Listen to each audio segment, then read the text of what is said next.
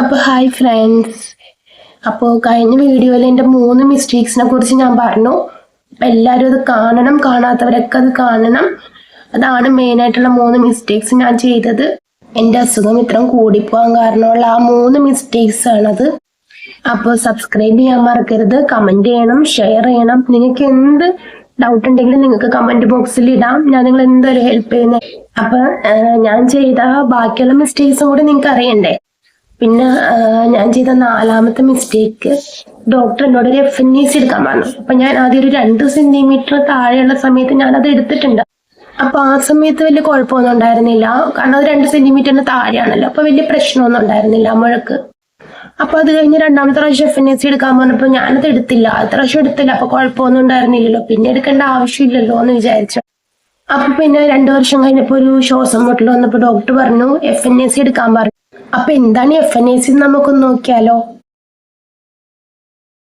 ഈ FNAC എന്ന് പറയുന്നത് ചെറിയൊരു സൂചി, നമ്മുടെ ഇഞ്ചക്ഷൻ വെക്കണക്കാളും ചെറിയ സൂചി. നമ്മുടെ മുഴയോ അല്ലെങ്കിൽ വീക്കോ എന്തെങ്കിലും ഉള്ളെടുത്ത്, നൊഡ്യൂള് ഉള്ളെടുത്ത് നമ്മൾ കുത്തിയെടുത്ത് പരിശോധിക്കണേനാണ് FNAC എന്ന് പറയുന്നത്. അതിനത്ര വേദനയൊന്നുമില്ല, കാരണം ഞാനതൊക്കെ പരിശോധിച്ചിട്ട് ഞാൻ ബാങ്കിൽ വരെ പോയിട്ടുണ്ട്.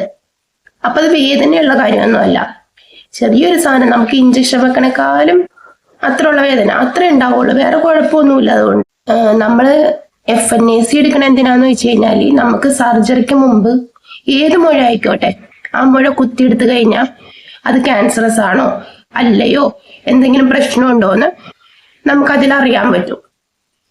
ഒരു നല്ല സർജനെയൊക്കെ കണ്ടിട്ട് ഡോക്ടർ പറയണേണ് ആ മുഴ വല്ല പ്രശ്നമുള്ളതാണോ, ഉണ്ടെങ്കിൽ ഇല്ലെങ്കിൽ തന്നെ അത് ഓപ്പറേറ്റ് ചെയ്യണമെന്ന് ഡോക്ടർ പറഞ്ഞാൽ അത് പെട്ടെന്ന് ചെയ്ത് കളയാം.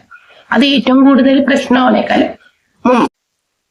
പിന്നെ നമ്മൾ ചെയ്യേണ്ടതെന്ന് വെച്ചാൽ ഇയർലി ഹെൽത്ത് ചെക്കപ്പ് ചെയ്യണം. നമുക്ക് അസുഖം ഉണ്ടെങ്കിൽ ഇല്ലെങ്കിൽ പോലും നമ്മളെല്ലാം ഒരു ഇയർലി നമ്മളൊരു ഹെൽത്ത് ചെക്കപ്പ് ചെയ്താൽ നമുക്ക് നല്ലതാണ്. നമുക്ക് ഏർലി ഡിറ്റക്ഷൻ എന്ന് പറയുന്നത്, നമുക്ക് തുടക്കത്തിൽ തന്നെ നമുക്കത് കണ്ടുപിടിക്കാൻ പറ്റും. പിന്നെ അത് ഇപ്പൊ വേണ്ട, പിന്നെ ആവട്ടെ, ഇപ്പൊ പൈസ ഇല്ല എന്നൊക്കെ പറയാതെ നമ്മൾ ആദ്യം അത് ചെയ്യുക. അത് ചെയ്തു കഴിഞ്ഞാൽ നമുക്ക് ഭാവിയിൽ വന്ന പല പ്രശ്നങ്ങളും നമുക്ക് അതുകൊണ്ട് അവോയ്ഡ് ചെയ്യാൻ പറ്റും. അപ്പൊ എല്ലാവരും എൻ്റെ വീഡിയോ കാണണം, ഷെയർ ചെയ്ത് കൊടുക്കണം ആവശ്യമുള്ളവർക്ക്. അപ്പൊ ഇന്ന് ഇച്ചിരി കോൾഡ് ഉള്ളതുകൊണ്ട് ഞാനിവിടെ വെച്ച് നിർത്തുവാട്ടോ. അപ്പോൾ സബ്സ്ക്രൈബ് ചെയ്യണം, കമന്റ് ചെയ്യണം, ഷെയർ ചെയ്യണം കേട്ടോ. Okay, bye bye.